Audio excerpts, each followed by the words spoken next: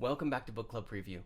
Today we're looking at The Hobbit, Chapter 12, Inside Information. And this is all about going inside the mountain to Smaug's lair.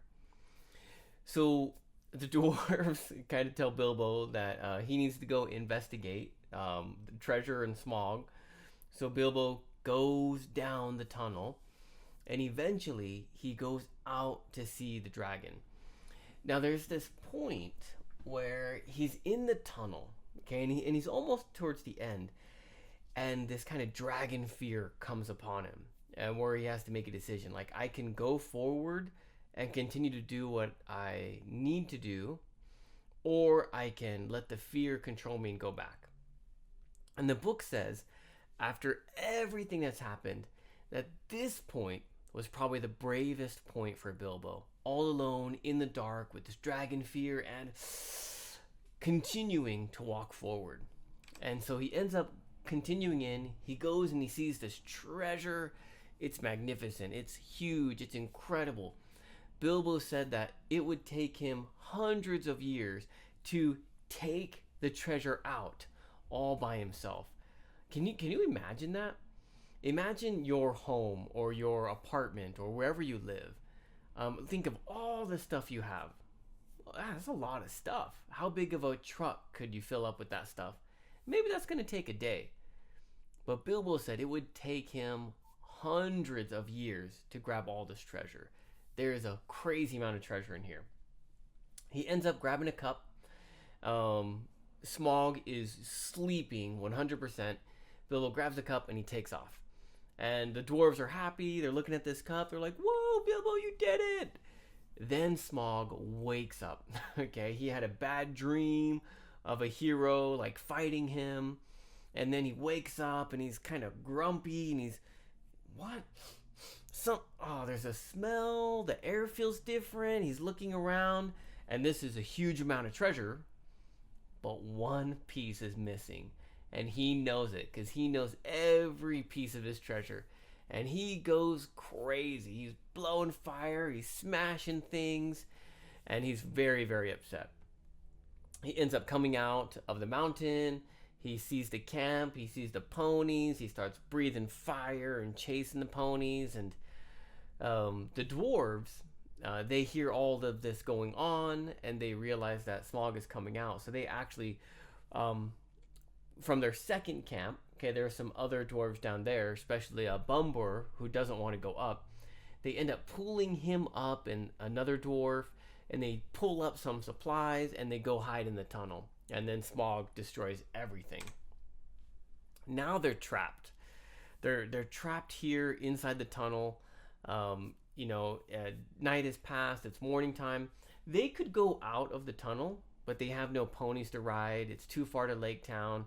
And Smaug would catch them when he comes out again. So they are trapped in this tunnel. And they're wondering what they should do.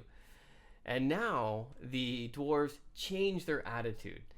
They become upset with Bilbo. Bilbo, this is your fault. Why did you do this? And Bilbo's like, what are you talking about?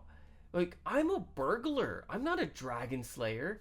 You didn't hire me to kill the dragon. Like, that's your responsibility. I went in, I stole treasure, I brought it out. That's my job. And they're like, yeah, okay, I guess you're right. And then they say, well, Bilbo, what should we do? Bilbo said, I don't know. We should just wait here for now. Maybe when Smaug takes a nap, I'll go check again and maybe find out something. And they say, okay, that's a great idea. This is very funny to me because... when they're riding the barrels, they had a really terrible time. They got out of the barrels, and then they went to the house, and they were comfortable, and they were thankful to Bilbo. At first, they were really angry at Bilbo, and then they were thankful. In this case, Bilbo brings them this golden cup, and they're really excited and thankful. Then Smaug wakes up, and they're angry. So they kind of just flipped. Really cracks me up. This next part, though, is one of my favorite in the whole book. I love the chapter of Mirkwood Forest with the spiders. It's fantastic in my imagination. It just really captures me. This scene is also amazing, where Bilbo actually talks to Smaug. And there's a lot going on here, but the part I like is where Smaug says, "Who are you, thief? What's your name?" And Bilbo starts to give these riddles. I come from Underhill and Overhill. I am a friend of bears and a friend of eagles, right? And he just starts to say all these riddles. I am the luck finder. I am the ring finder. I am the lucky number, right? All these different things. And Smaug actually kind of likes this. He likes this style of talking, of puzzles and questions, and he has to kind of think of, oh, who is this guy? He enjoys it. And the author says it's very dangerous to tell a dragon your name, and it's very dangerous to not do what a dragon tells you. So actually, as Bilbo is doing these riddles, that's kind of the best thing he could have done, because that entertains the dragon, and he doesn't disobey the dragon. But all of this time is kind of falling under the dragon's magic.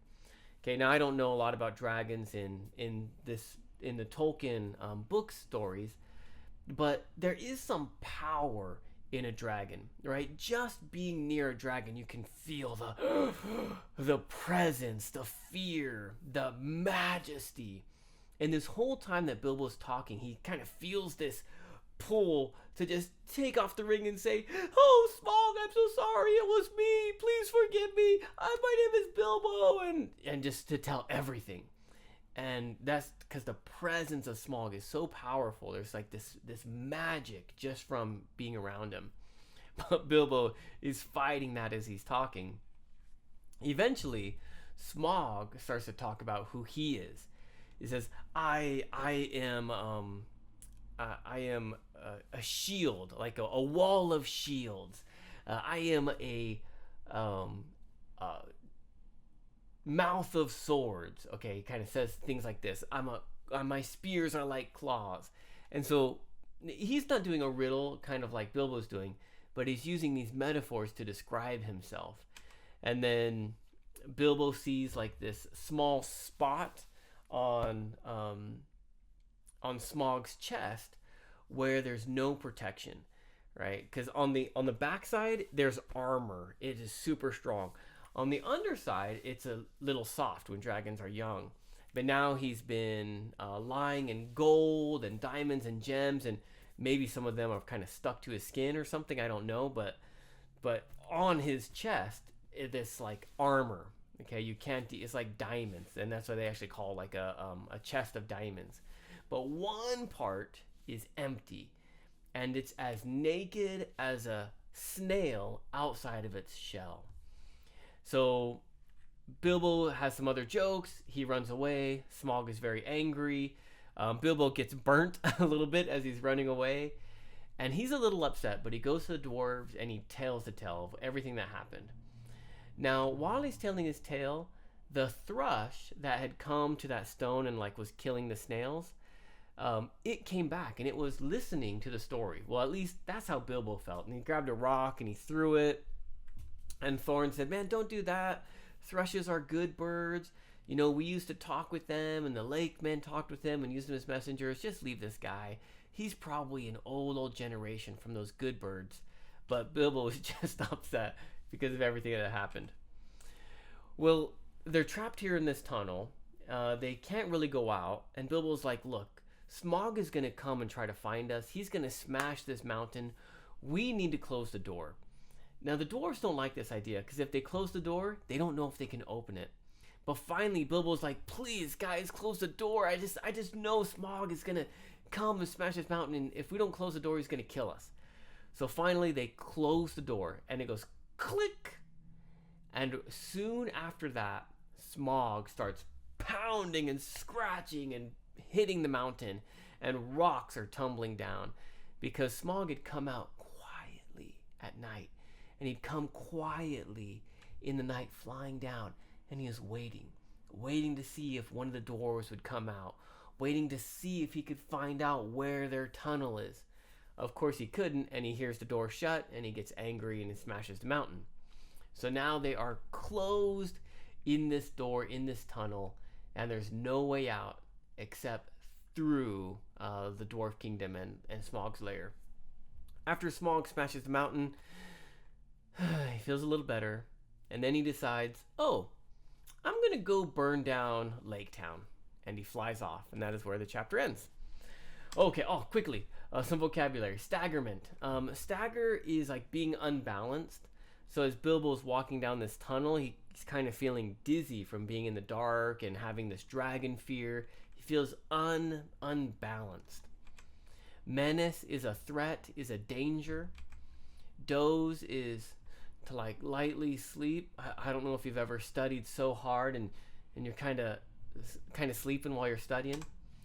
Belch, so Smaug is like fire, fire, but belch is kind of like a burp, okay, a burp of fire. Stratagem is a plan, it's a strategy, it's a tactic. And that leaves us with our discussion question. Is there something that at first you praised, okay, kind of like the dwarves, they see Bilbo's cup, but then after a while, you ended up hating that thing? Okay, let me give an example. I remember going and having some barbecue with some friends, and we're eating this beef, this meat, and my other friend is paying for everything. So I feel pretty thankful. But as I'm eating this meat, I just feel, I don't think this meat is that fresh, it's that good. But we were with friends, I ate all the meat, and then I went home. And as I'm going home, I feel this in my stomach. And I got really sick. I was sick for like 2 or 3 days. Okay, from this really bad meat that I ate. At first, I was happy. Man, thank you for buying this food. You're so nice. But then afterwards, I called, was like, man, that restaurant you took me to was terrible. I got sick. And I started to complain. Okay, now that's an example for me. But something like that. At first, you loved it. You thought it was great. But then after time, you're like, oh man, this is awful. And I hate it. I want to ask you one more question. Okay. Do you think you can make a riddle describing yourself? Okay, kind of like Bilbo does, a little bit like Smaug does.